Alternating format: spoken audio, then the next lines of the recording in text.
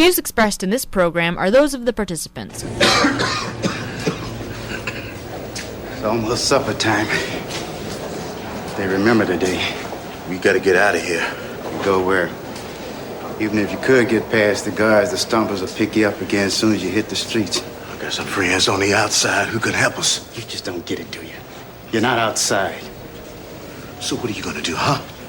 Just gonna let them deport you? Look, you're an American too, man. Oh, this isn't my America. Not anymore.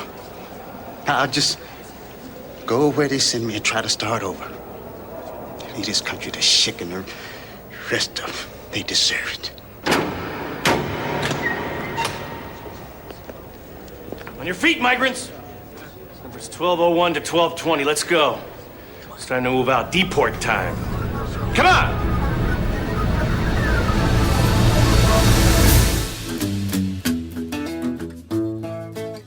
Welcome, everyone. It is Thursday, March 21st, 2019. I'm Bob Metz. And I'm Paul McKeever.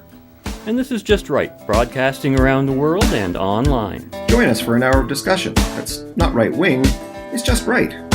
Fade into color, and color into black and white. Under the bedclothes, everything will be alright. Well, Paul, no sooner had we demonstrated on our most recent past broadcasts the power and influence that an individual can command thanks to the internet and social media, then we got a powerful example of that very principle in action via the terrorist attack that occurred in Christchurch, New Zealand Indeed. last week Friday. Yes. And that's just one of the issues that we'll be talking about on the show today. Right. But not until we remind our listeners that they can write us at feedback@justrightmedia.org.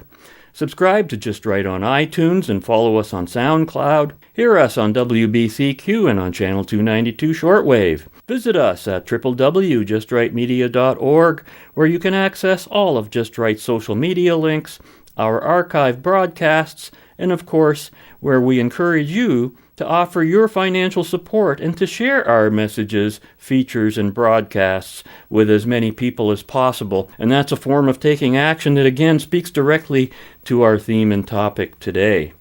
And we got a very interesting comment that feeds right into this current issue, a posting that someone made to our YouTube page online, and he identified himself as Mr. T. Mm-hmm.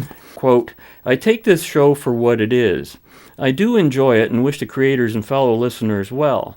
That said, Greg Johnson describes Dinesh D'Souza's book as one of the stupidest books he's ever read, telling me that Hitler and Marx were basically the same people whose political ideas had the same results, and that sloganeering, Dems are the real racist, as a winning strategy is laughable. The very freedoms and individualism that made this country great are the same arguments being used for its destruction. I'm not sure what we need, but freedoms ain't it. We got those already and we're still staring into the abyss regardless. It's time to move on and adapt for survival at any cost, end quote. Now, I didn't know what to make of this comment at first. I wasn't even sure where it was coming from. And I had never heard of this guy named Greg Johnson, who he has cited as his source for calling Dinesh D'Souza stupid. So I did look it up and I wrote back to him, and you can see this posted on our YouTube page. Quote, for the record, your cited source, Greg Johnson, holds views diametrically opposed to those of Just Right. If even one of the ideas attributed to Johnson on Wikipedia is true, then it is self-evident that Johnson is both a racist and a fascist. His views sit squarely on the left, yet as we repeatedly remind our listeners, he's among the many others on the left who continue to be incorrectly associated with the right. This again is caused by a false association of fascism with the right side of the polarity. Moreover, the perspective expressed by D'Souza is perfectly consistent with our own views that we established and placed on the record long before we were aware of D'Souza and long before his own thesis was publicized. Calling D'Souza's book stupid is stupid in itself. It says nothing about why. Both in theory and in practice, we've spent many hours on this and other past broadcasts demonstrating how D'Souza's conclusions are right on the mark. Hitler and Marx were both on the left, both tyrannical, both totalitarian, both statist, and the same in every essential relative to this discussion. Their ideologies do indeed lead to the same results: tyranny, an elimination of individual rights and freedom. And yes, the Democratic Party is and always was a party of racism. To point to the truth of this fact, both historically and theoretically, has nothing to do with sloganeering. It has to do simply with telling the truth. Finally, for humanity to adapt to survival, the philosophy of individual and freedom are essential. To suggest that this is just about my freedoms is to confess to an ignorance and contempt for both freedom and individualism. Sadly, many share this attitude. Thanks for the comment and for presenting us with a friendly opportunity to share our mutual disagreement with others, end quote. He sent me another response back and he wrote, I reread my comment after you responded and realized how snarky I sounded. That was not my intention, so for that I apologize. Although my opinions are still the same. I thank you for their response. And I said, well, we'll take your comments for what they are. Right. And I don't know how this second response is any less snarky than the first, because it's not about attitude. It's about the ideas expressed, and perhaps even some of the ideas not expressed in the defense of anything that he said. I mean, it's okay to have an opinion. Could you give us a little bit of a why? I'd like to know why you're saying these things. Right. Your advocacy to move on and adapt for survival at any cost is particularly disturbing. Like, move on? Move how? Blank out. Move to where? Blank out. For whose survival? Blank out. And at any cost? If the cost is greater than the benefit, then what purpose can be attached to that? Right. And it strikes me that this posted comment at this particular time seemed a little ominous. So given that the only hint of what ideas Mr. T is siding with, I checked out this Greg Johnson guy, right? The one he referred to. Right. And here's what I found. Greg Johnson is an American white nationalist and advocate for a white ethno-state. He's a white supremacist, an anti-Semite, opposed to immigration, and a self-confessed transphobic. And, of course, he has written for the anti-Semitic far right, okay? And his views are the creation of an ethnically specific white ethno-states in which only white people would live. He's written a book called The New Right versus the Old Right. Again, adjectives in front of the word right that are not necessary, so it's not right versus not right. Right. You know, and he said he's found that blacks don't find white civilization comfortable, though that doesn't certainly relate to any of the black people I have in my family personally. I don't know what a guy like this would think about me, because I got so much interracial marriages going on in my immediate family. Yeah, it's utter nonsense. Same in my family. I mean, this is so screwed up, but what does this all sound like? Doesn't this sound like the guy from New Zealand? Well, we'll get into that coming up. Yeah. Yep. So coming up next here, Paul, is one of the earliest coverages of this event from the CBC News, The National, talking about how this was more of a social media event than it was a shooting event, the way they were talking. And coming back on the other side, what I thought was a bit of a disappointment in terms of the spin that Ben Shapiro took on his Daily Wire. He said, don't pay any attention to this terrorist. We shouldn't give him any attention. And I don't think that's the right approach to take. In either case, both of these audio bites are taken from their respective March 15th broadcasts. The attack began at least 30 minutes before the first bullet was fired, part of a carefully planned social media salvo, posting first these pictures on Twitter, announcing his intentions, then live streaming the carnage for 17 minutes until Facebook stopped it. And if the goal of the attack, or any terrorist attack, is to promote an ideology, it's clearly been successful in getting these ideas out into the public sphere. Since the attack, James Rubik has tracked an 1,100% increase in terms used by the shooter on social media, like white genocide. It's a disgusting theory. It has no basis in fact. But it looks like it works. They're certainly getting their ideas out there. Facebook is pulling copies of the attacker's video and says it's removing messages that support the crime. But there's still plenty out there. Just look at the Facebook groups for Yellow Vest Canada and Canadians First Movement just after the attack. I watched the video. I've seen worse. Hundreds more like this. Hard to feel sorry when you look at how they have disrupted Western lifestyles. I have zero sympathy. They kill, rape, and dismember other humans. They got what was coming. Globally, there were thousands more like this, and worse. I think right now what we're really seeing in the Canadian context in particular is a coalescence around anti-immigrant fervor and Islamophobic fervor. To pretend this doesn't exist in Canada, says Barbara Perry, is to be naive. She argues after the attacks in New Zealand, Quebec City, Pittsburgh, and more, social media companies must do better at restricting hate speech online. And she says it's time law enforcement deal with dangerous online incitement as fervently for the far right as they have for violent Islamic extremists. There is plenty of language online that does cross legal thresholds, almost regardless of what the jurisdiction is, around incitement to violence, incitement to hatred, incitement to genocide, and yet they remain up. But there is just so much out there, and those who know how to maximize their message are doing so. It just happened. David Coleman, CBC News, Toronto.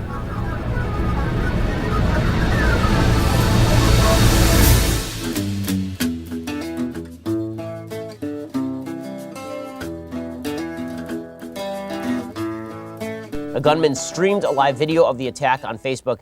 He appeared to have posted a manifesto online. We have a rule at Daily Wire. This was established about 1.5 years ago, 2 years ago, saying that we will not name any mass shooter. We will not name terrorists. We will not name the people who murder innocents in the name of their politics.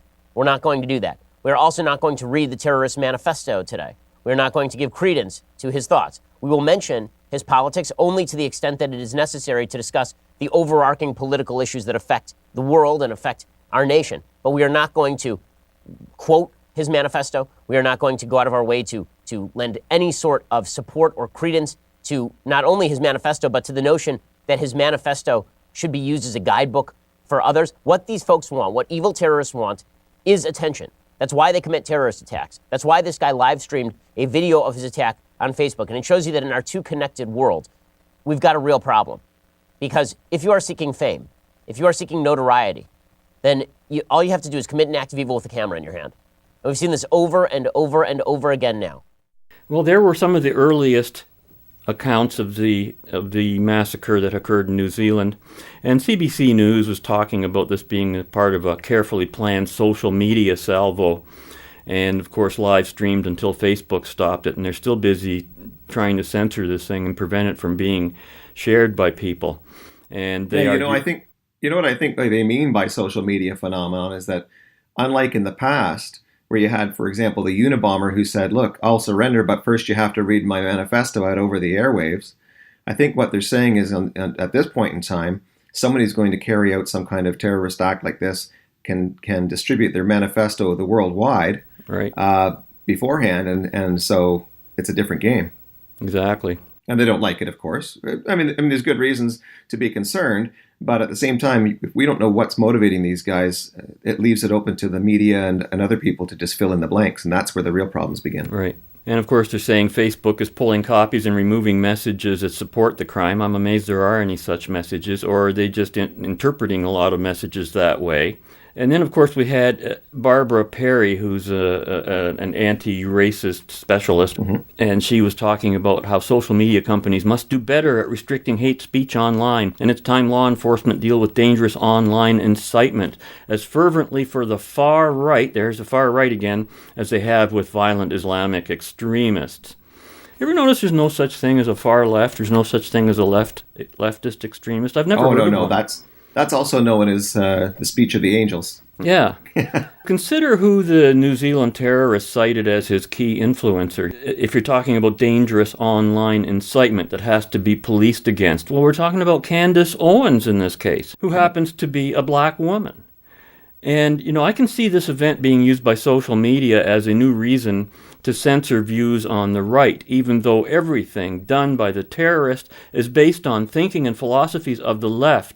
And meanwhile, Ben Shapiro, he's talking about this rule he has that he won't name mass shooters or terrorists, won't read the terrorist manifesto, which I have read and which everyone should read because that is the secret to all of this. And he says what this guy wants is attention, which is not exactly right. That's not what the issue's about. No. So what I was hearing from Ben Shapiro is that he's really not interested in looking into the thinking behind these mass murderers. He wants to dismiss them and look elsewhere when in fact it's precisely these kinds of people and events that lie at the core of everyone's fears when it comes to politics. And I don't know why we always recoil from them instead of getting right into their psyche, figure out what kind of ideas they express, see what it is that they do support, and watch out for those kinds of ideas when they're in conjunction with certain influences that look like they could be trouble. I think everybody's looking completely in the wrong direction.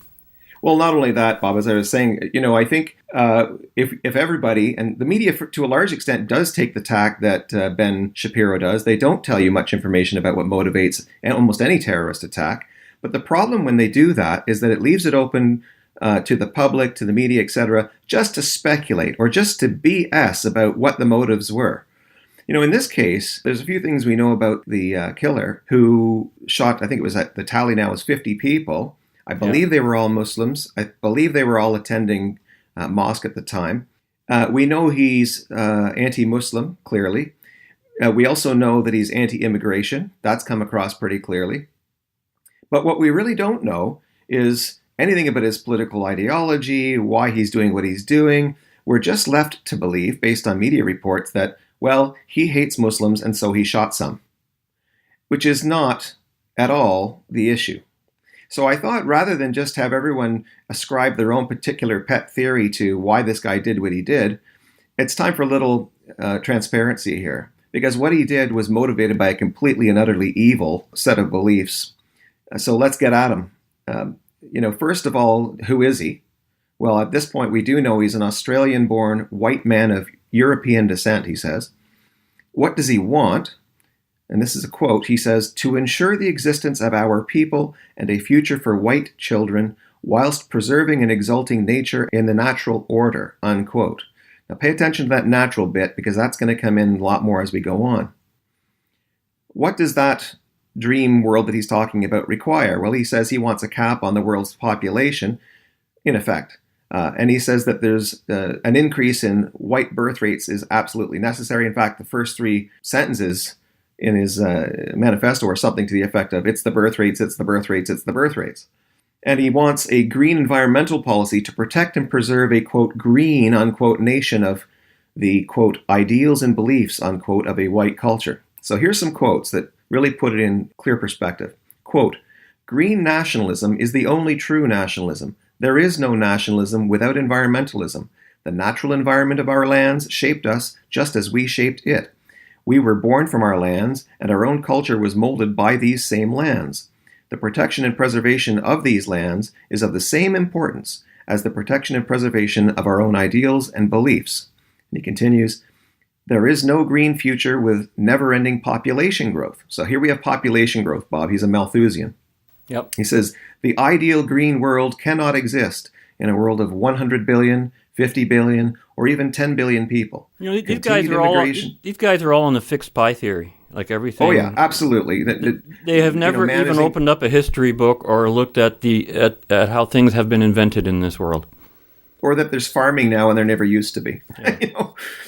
He continues, "Continued immigration into Europe is environmental warfare and ultimately destructive to nature itself," unquote. And then he poses himself the following question, and he answers it. He says, quote, "Why focus on immigration and birth rates when climate change is such a huge issue?"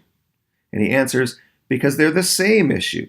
The environment is being destroyed by overpopulation. We Europeans are one of the groups that are not overpopulating the world. The invaders are the ones overpopulating the world. Kill the invaders, kill the overpopulation, and by doing so, save the environment," unquote. That's some pretty scary crap, Bob. Sure is. But it keeps going. What does he call his political orientation? Quote, "Eco-fascism," unquote. He writes, quote, "I'm an ethno-nationalist, eco-fascist. Ethnic autonomy for all peoples with a focus on the preservation of nature and the natural order," unquote.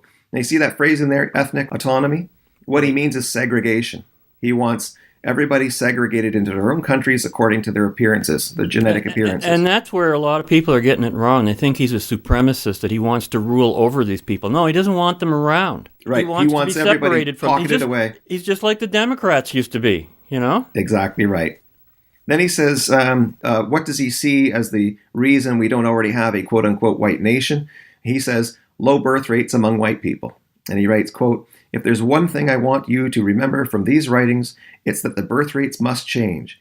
If we were to deport all non-Europeans from our lands tomorrow, the European people would still be spiraling into decay and eventual death. Every day we become fewer in number. We grow older. We grow weaker. In the end, we must return to replacement fertility levels or it will kill us, unquote. So then he says he's got this thing against individualism because he says that's why we have low birth rates. He says, quote, we've descended into a culture of hedonistic, nihilistic individualism, unquote. So he's an anti-individualist. Quote, broken families, soaring divorce rates, suicide rates climbing year by year, drug use at all levels of society in all groups, any source of distraction or relief to escape a culture of nihilism. Rampant urbanization and industrialization, ever-expanding cities and shrinking forests. A complete removal of man from nature with the obvious results. Pedophile politicians, pedophile priests, and pedophile pop stars demonstrating to all the true depravity of our age. Art and beauty subverted beyond all recognition.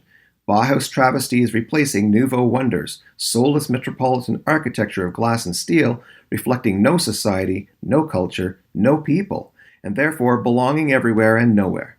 Suicidal, nihilistic, and degenerate pop icons produced from a dead culture, and he names and describes in his own disgusting ways Michael Jackson, Madonna, Kurt Cobain, Freddie Mercury. You can imagine what he's saying about each of these people. Well, I can also imagine what a lot of people listening to us right now might be saying. They might be going, why are you even telling us what this evil person thinks? Right. Oh, absolutely essential, because otherwise you buy what the media will tell you about what his motives are. And it's really important as we continue through here to understand that this guy is a hardcore lefty. And there's another reason is to understand how many other people who think exactly like him live right around us and all around us. I mean, our society is immersed in this kind of thinking. This guy is no original thinker. No. He's pasted together the stuff that he's seen around him. Yeah. And he talks about empty nurseries, full casinos, empty churches and full mosques, entropy and blitz speed, unquote. Now, why is he anti-immigration? Well, he says, quote, mass immigration will disenfranchise our nations, destroy communities, ethnic binds, cultures, health, prosperity, unquote. So he sees immigration as basically breaking up the uniformity of a group of people. That's it. That's why he's anti-immigration. Yeah. Why is he anti-capitalism, anti-globalism, anti-individualism? Well, he says that capitalists need cheap labor to line their pockets with profits, and as a result, the capitalists have been in favor of immigration, globalism, and individualism. So he's blaming this all on capitalism. The immigration is due to, and the globalism is due to, and the individualism is due to people trying to line their pockets with profits, he says. So he's an anti-capitalist, which again puts him firmly where, Bob? Let me think. Left. Not only do immigrants cause what he regards to be impurities into white European culture, but they reproduce more than whites. The result is A, overpopulation, which damages the environment for a white race, and B, replacement of the white population. Now, in case you think I'm spinning this, I'm not. He writes, quote, the truth that the West killed the notion of God and proceeded to replace it with nothing, brought forth two competing ideologies, communism and fascism, to replace this loss of God, then proceeded to allow both sides to slaughter each other. Notice he says both sides, communism and fascism. Yeah, no, they're the same Isn't that side. Interesting? And he's one of them. He claims to be one of them. He says, then proceeded to allow both sides to slaughter each other to a standstill and then let corporate-backed capitalists tear the survivor to pieces, resulting in a society with no core beliefs, no purpose, and no vision for the future. A society of rampant nihilism, consumerism, and individualism, where every individual is a competitor and the rights of the individual override all notions of responsibility.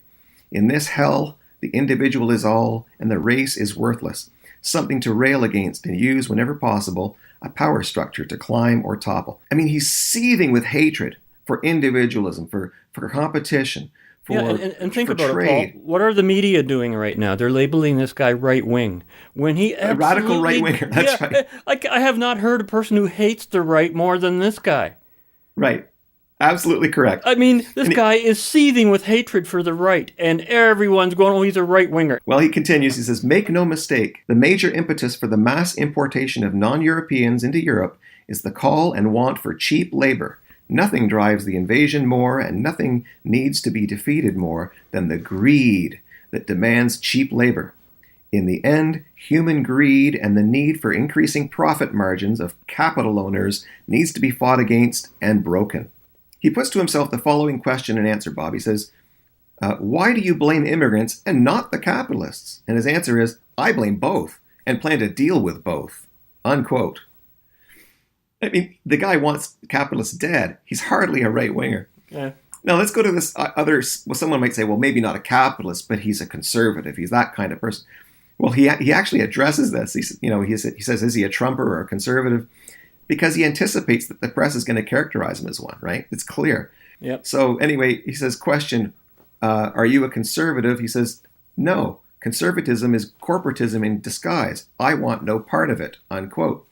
And then he says, quote, are you a supporter of Donald Trump? And his answer is, as a symbol of renewed white identity and common purpose, sure. Now that's where the media have quoted him. And then they don't read the second part, which is this. As a policymaker and leader, dear God, no. Unquote. I know. So it's only symbolically that Trump represents something to him, but the real Trump is he hates. Yeah, and it's just the color of his skin. Right. That's it. Then he goes on to address conservatives, and he states, quote, not a thing has been conserved other than corporate profits and the ever-increasing wealth of the 1% that exploit the people for their own benefit. Conservatism is dead, thank God. Now let us bury it and move on to something of worth, unquote. Bob, this guy is a Democrat if he's anything. He's a total, hardcore, left-winger, racist, segregationist. He fits into the Democrat mold so solidly. To the core, so you can understand why they want to control the story about him. They want to make sure his own story doesn't get out, that the discussion of his side of his argument is limited, because they don't want those things associated, because they know damn well that this guy thinks like most of them. Right. You know, you'll remember the likes of Hitler, Bob, and he used to say he was against capitalists, but he was also against communists, and that leaves a lot of people scratching their head. Well, This guy's doing the same thing. He says, to Antifa and the Marxists and the communists, I do not want to convert you. I do not want to come to an understanding. Egalitarians and those that believe in hierarchy will never come to terms.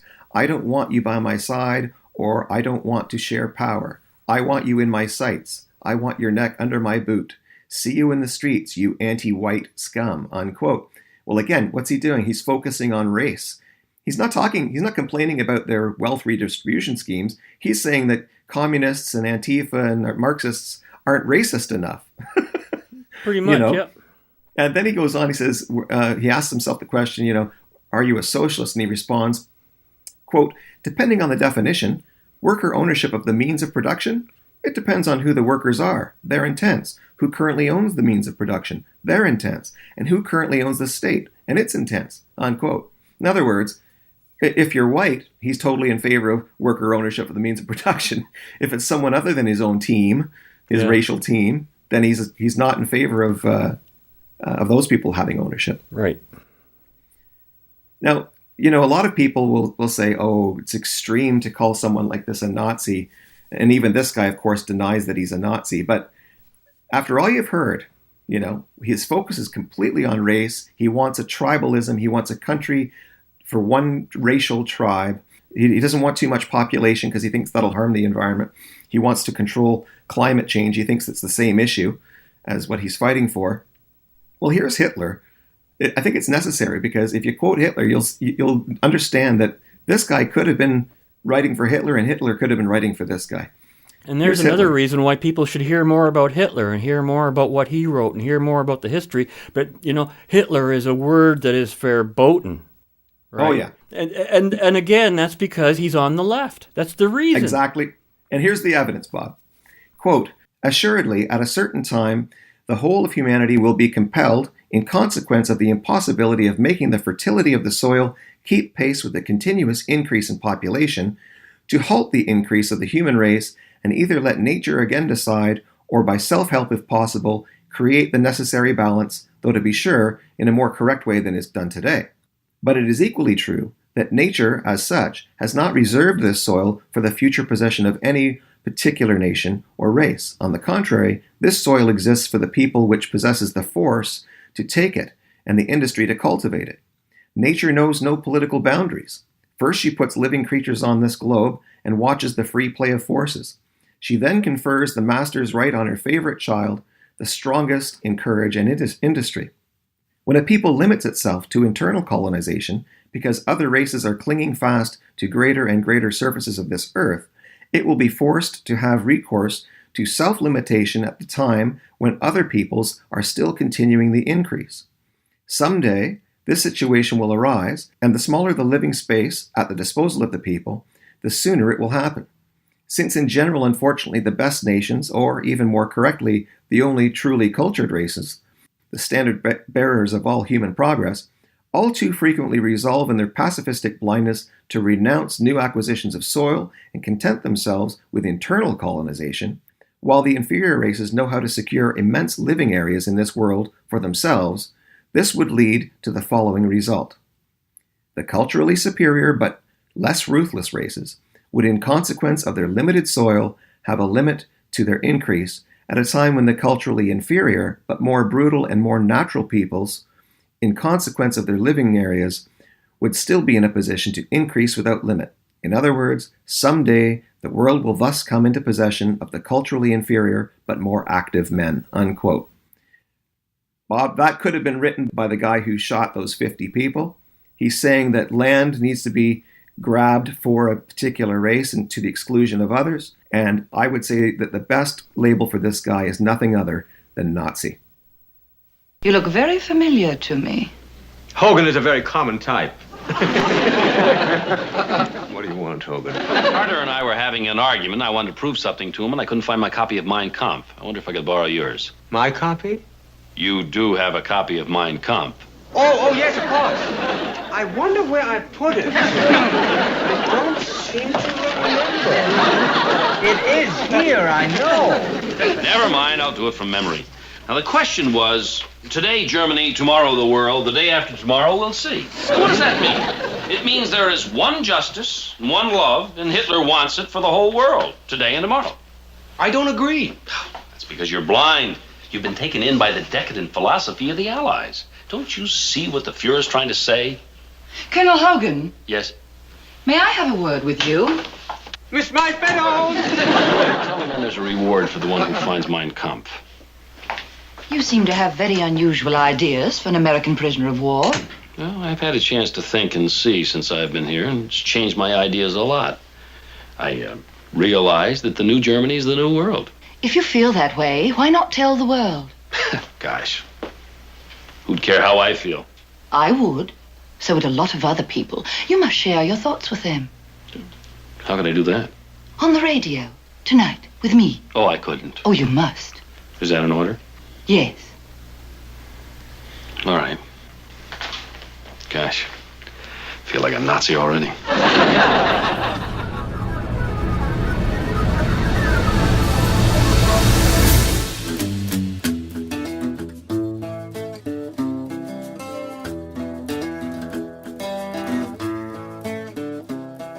You probably can't imagine what it is like to be so lost and frightened that you will listen to any voice which promises change. Even if that voice insists on controlling you. That's what we wanted. Someone to show us a way out of confusion. Lord promised clarity and purpose. In the beginning, he seemed like a savior.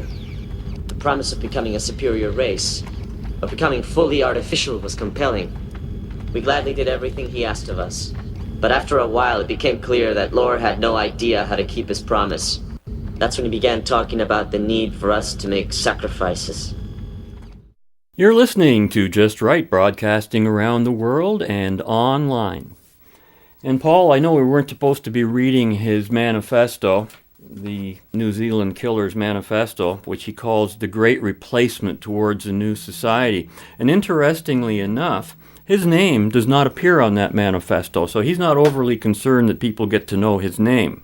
Okay? No, that's not really his focus. I actually took some time and went through the 70-some-odd page manifesto. It's an easy read, large type, and a lot of stupid ideas, okay? That pretty much sums it up. Yeah, right there.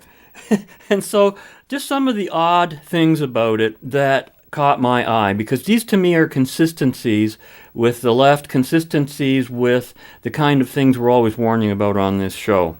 And how he wrote this was he posed questions to himself under the assumption that these are the questions that we would be asking ourselves. One of the first things that caught my eye was, why did you carry out the attack? And his answer is to show the effect of direct action and to create conflict between the two ideologies, which, of course, you already talked about. We're both the same ideology. Right, communism and fascism. Now, a lot of people are saying that he did this for fame, right? But here he asks himself, did you carry out the attack for fame? Go figure. He actually put that question in there. Yeah. And his answer is, no, carrying out an attack for fame would be laughable. After all, who can remember the name of the attackers in the September 11th attack in New York? I will be forgotten quickly, which I do not mind, he says. So he's going to get fame anyway. You just do a thing like this, you're going to get fame whether it's social media or they're not. Sure. And this is interesting. Do you consider it a terrorist attack? And he says, by definition, yes. But I believe it's a partisan action against an occupying force. And this bears a lot of resemblance to Anders Breivik, who has been nicknamed Norway's Unabomber. And Breivik's own father said that his son's actions, he just saw his killing as a marketing tool. And he was hoping to force a worldwide discussion on an issue the major media was unwilling and unable to bring itself to address, which is the same issue that we are talking about today. People like this are always being called sociopaths, and they have mental diseases, and they do have certain mental problems. There's no question about that. Right, but if you say they're insane, that's like saying they can't be held responsible for their evil ideas. Right. They're not insane that way. It's not like they're out of control of their mind. Like, it's not a physical ailment that's causing them to act this way. Right. As I've often argued, the hardware can be fine, but if the software going into it, garbage in, garbage out, that's what you're going to get. Right. But any person who's capable of doing what this guy did, and I'm talking about Breivik and the guy in New Zealand, they all felt morally justified about it. Yeah. They believed that they were just military people, just like somebody who's acting as if they were following orders. And when someone unilaterally acts with the same conviction and determination that soldiers and governments act with during times of conflict, you can't dismiss their actions as those crazy and demented people. That is not what's going on here. No, this is a deliberate and evil plan. Well, evil to us, but not to them. They think they're on the side of the good. Well, that's because their ethics are completely inverted, right? Exactly. Yeah. But if everyone who does something like this is considered insane or crazy, well, then evil doesn't exist and anybody can get away with anything, right? It's the ideology that might be termed crazy or insane. Okay? Absolutely. To the degree to which it doesn't correspond to an observed reality. Right. And so I don't see it as a physical handicap nor a mental handicap, but a consciously arrived at philosophical handicap. Yeah. And that's what's going on here. Which is just a kind way of saying evil. Well, for us, but not to them. Right. This is the point. Yeah. Your enemy never thinks he's the bad guy, right? Yeah. Now, you've already gone to, are you a fascist? These are still getting back to his document. And here's a great one. Are you right-wing? Depending on the definition, sure. Are you left-wing? Depending on the definition, sure. Are you a socialist? Depending on the definition. And then, of course, are you a supporter of Donald Trump? You already covered that. But as a policymaker and leader, dear God, no. That's the part we don't hear. And I cannot believe that the media can be so complicit in this as to ignore that half of that one short statement. Yeah, because they're trying to demonize any of their enemies with this event. That's unbelievable to me. Yeah. And then he goes, is there a particular person that radicalized you the most? And he cites Candace Owens, who happens to be a black woman, right? Right. And he's also opposed to blacks just as much as he is to Muslims. There's nothing different there in that sense. So what a contradiction that this guy's own actions are illustrating relative to his expressed ideas. Although that goes to the issue that you raised earlier, Bob. It's not about him thinking whites are better than anybody else. It's that he wants separation of what he thinks are races. And so he can say that Candace Owens has a great idea without saying he wants to live with her. Right. Yeah. And then he says, what do you encourage us to do? Okay, he says, act. Ayn Rand used to always say, you'll always find these lefties, they just want to act. They think action is the key to solve everything, when they got no ideas to base their actions on, right? It's all about a hammer. So they have and any actions taken in this context are all political by default. If they're not political, then they are crazy, right? Mm-hmm. Well, because they serve no purpose if they were totally personal. Right. Yeah. And of course, he hates democracy. Democracy is the only solution. Why are you committed to force? And he says, do not suffer under the delusion of an effortless, riskless democratic victory. So why are you using force? He says, because history is the history of power. Violence is power, and violence is the reality of history. Wake up. Well, violence is power, which is why he's now sitting in a jail cell. Right. And he's learning from his own lesson that, force can be used for good and for evil. Right. This is a fascinating question. What makes you think you have all the answers? And his answer is, I don't, but I may have some. Take from my views that which works, discard that which does not. Victory is all that matters. Well, what is that? We talk about that all the time. That's pragmatism. Right. Pure pragmatism. And of course he says diversity is weak, and he asks why is it that what gives Western nations strength, diversity, is not what gives Eastern nations like China, Japan, Taiwan, South Korea their strength. How are they so strong? Well, the reason is capitalism gives them their strength to the extent that they practice it, right? That's right. And incidentally, it's worth noting that he has cited in that manifesto that China is his favorite model country because they're, quote unquote, racially, unquote, uniform. And of course, they're socialist. Well, yes. In fact, now that you bring that up, I got that from another article. Headline here says, New Zealand Moss terrorist describes himself as eco-fascist who hates conservatism and admires communist China. The nation with the closest political and social values to my own is the People's Republic of China, he writes. And our media says he's a right-winger. Right. Well, because communism is apparently right-wing whenever you don't... It makes no sense. I just sit here, my head is swimming, not from what he did, but if the media wants to create another event like this, they're going about it the right way, let me tell you. And then he writes, emotions rule over facts. Stop trying to persuade the general population with statistics. And he says you've got to, paint and write and sing and dance and all that stuff. Well, it's all BS. And it's true that emotions rule over facts, and facts don't persuade. But what does persuade is reason. Reason combines all of these factors, including facts, emotions, and everything. Well, not only that, it's the facts and what you think about them that determine what emotions you end up feeling. Yeah, what you think. Mm-hmm. And he writes, it's never wise to become a minority group, arguing that if you become a social, political, or ethnic minority, it will always lead to your oppression. Well, that's not true. That's only true in countries where they already do oppression, and everybody's oppressed. Just unequal oppression is all they complain about, right? Well, and put another way, you could argue that the United States is a minority in comparison to the rest of the world in terms of being capitalistic, etc., and it's doing quite well. And then finally, globalized capitalist markets are the enemy of racial autonomists, he says, which is another way of saying capitalism is the enemy of racism, which explains why he hates capitalism. Right. Dinesh, does Richard have a point here that Trump didn't do anything to quell those individuals whose voices may be representative by the white supremacy movement and others? What do you say to that?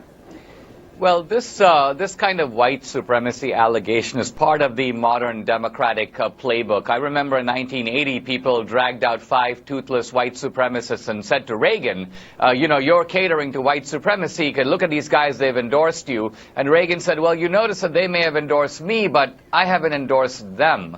And I think this is the key issue, that the Democratic Party historically has been the party of white supremacy. All the institutions of white supremacy, from slavery to segregation, the Ku Klux Klan, lynching, these were created and sustained by the Democratic Party. From the WikiLeaks revelations, we see that Democrats even now talk privately about blacks, about Hispanics, even about Catholics, in a way that you never see Republicans talk. There's nothing equivalent on the Republican side. So this is a scapegoat to try to explain an election result that is very embarrassing for the Democratic Party. They had more money, they had the organization, the Republican Party was divided, and still Trump won. That leaves these guys with a lot of explaining to do.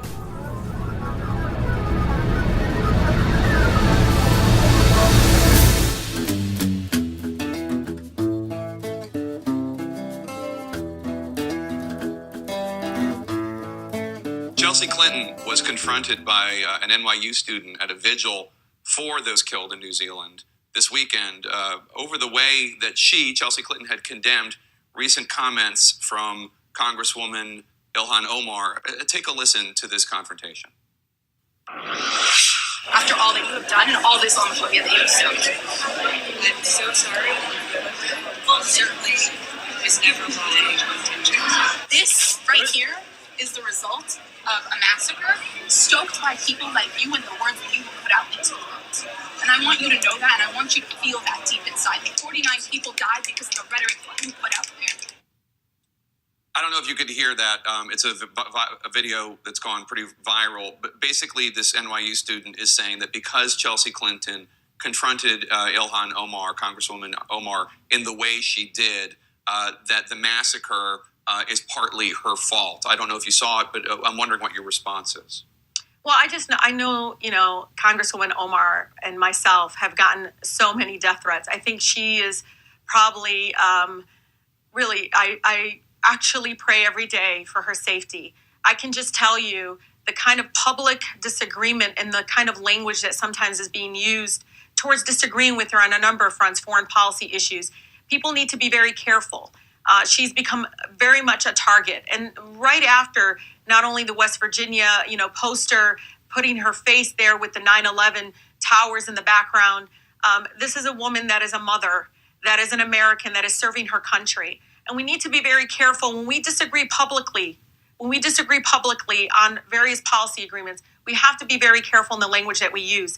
And I can tell you, look, I have seen the letters and have seen the various posts from not only from Republicans, but also Democrats, that when we target or disagree, we need to be very careful and that it's not feeding into the Islamophobia that is growing in our country. Bob, we've seen over the last few days since the attack happened that partisans are out there trying to associate their enemies with, being the causes of the attack. So we've had people saying that it's Trump or the Trump's fans that are the cause of or the inspiration for this attacker, or even people like intellectuals like Sam Harris, who's an atheist and therefore against all forms of religion. Or probably the most disgusting of all was an attack that was done on Chelsea Clinton, the daughter of Hillary Clinton. Now you'll recall she's a Democrat, you'll recall, and yet the people who are doing the demonizing are, of course, generally speaking, the Democrats who are trying to pin it on Republicans or who they see to be enemies of their collectivism. There were a couple of recently elected Democrat representatives in the House of Representatives in the US of A. One of them is Rashida Tlaib, and in January of 2019, Senate Republicans introduced legislation that would bolster state efforts to combat the boycott, divestment, and sanctions, or BDS movement against Israel. Well, Ms. Tlaib tweeted out in response that the senators, quote, forgot what country they represent, unquote, and that, quote, this is the U.S., where boycotting is a right and part of our historical fight for freedom and equality, unquote. Well, then Marco Rubio pointed out that her comment was essentially a repetition of the anti-Semitic, quote, dual loyalty canard, unquote, frequently leveled against Jews.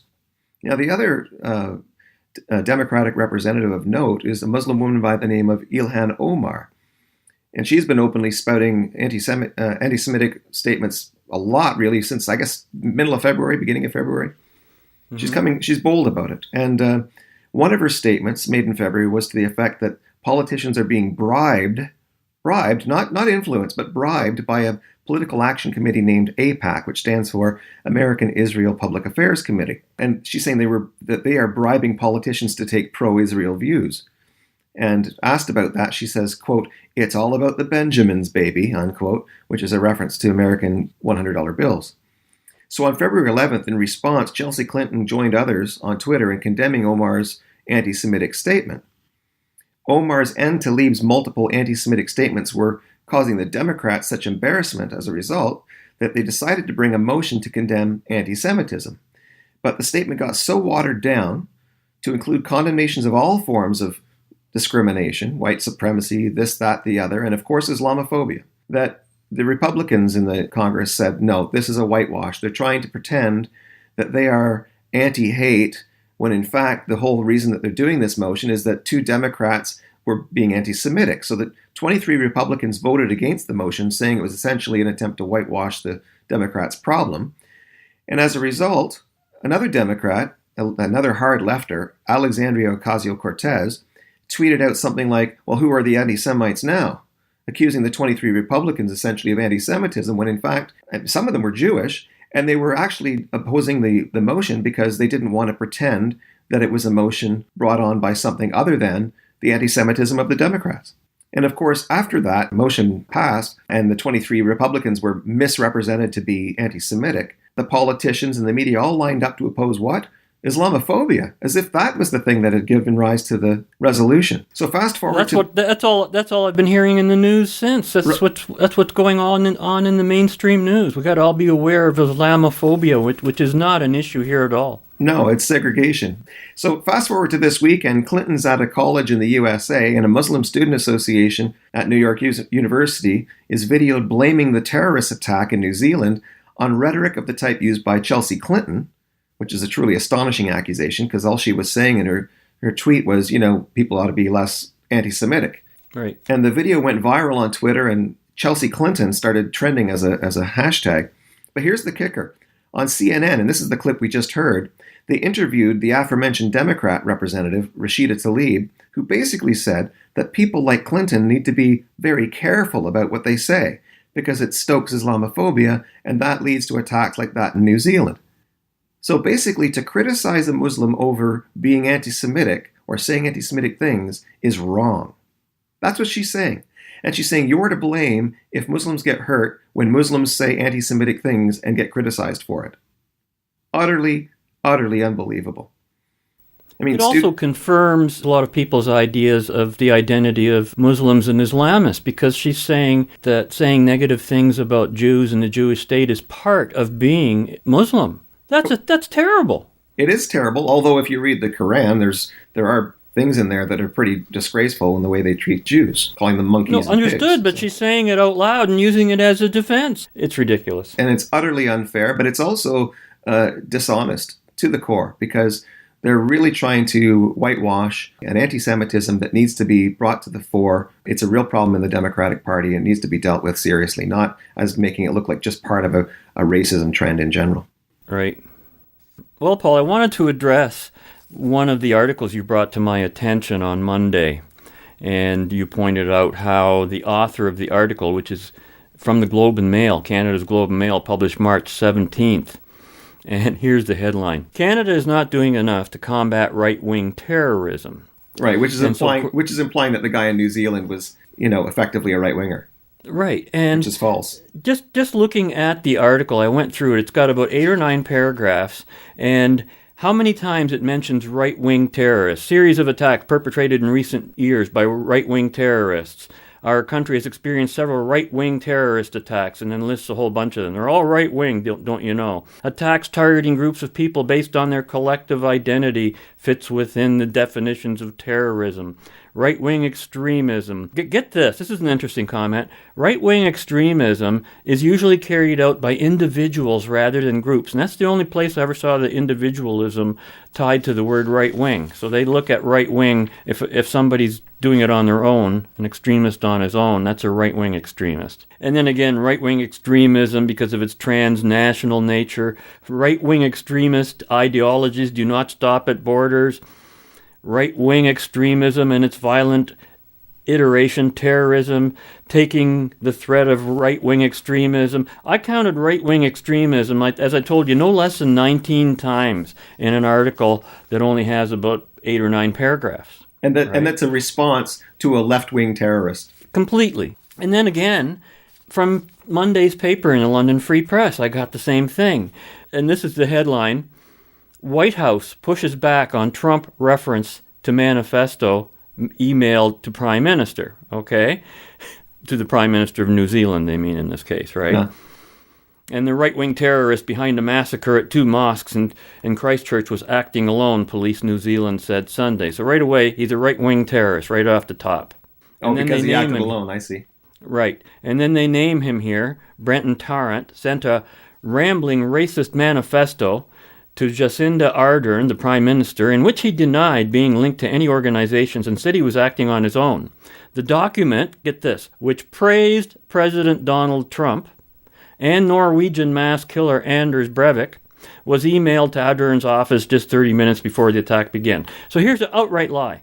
Right. Which praised President Donald Trump. Right. The guy says, God, no, he doesn't think he's with Trump at all. I know. I don't know what to get more angry with. I should have sympathy for these people. I should have a hatred towards this terrorist, and yet the media is reacting just like he predicted.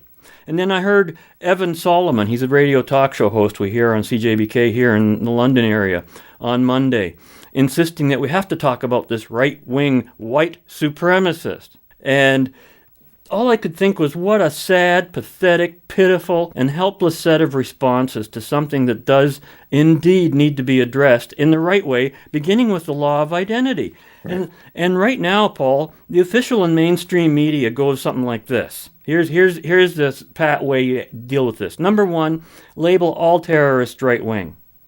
Number 2, label all terrorists white supremacists. Number 3, avoid the discussion of any ideas or philosophies that could help resolve the issue. Number 4, push for more gun control, no matter how much gun control already exists, and that's an issue we didn't even touch on today, right, but we will certainly in the future. And number next, wherever I'm at, institute surveillance of all voices on the right, on social media and elsewhere. This is being called for right now. Yeah, censorship. Control. Yeah. Next number, blame President Trump for anything, even if the terrorist explicitly says he hates Trump. And finally, ignore and or support the philosophies that drive all of this terrorism and evil ideology, meaning the left. And that's all I have seen from the responses to everybody. Right. And so let's be clear here. This killer is not a white supremacist. This might be, minutia to some people, but not once does he claim any race is superior. He is a segregationist, just like the Democrats, like you said earlier. He thinks nations should be formed around races. And he went out of his way to say he doesn't hate any of these people as long as they stay in their own country. That's right. That's all he cares about. Everybody's separate, but he's not talking about one's better than the other. And right. Not that that's a defense of the guy. I mean, he's pure evil.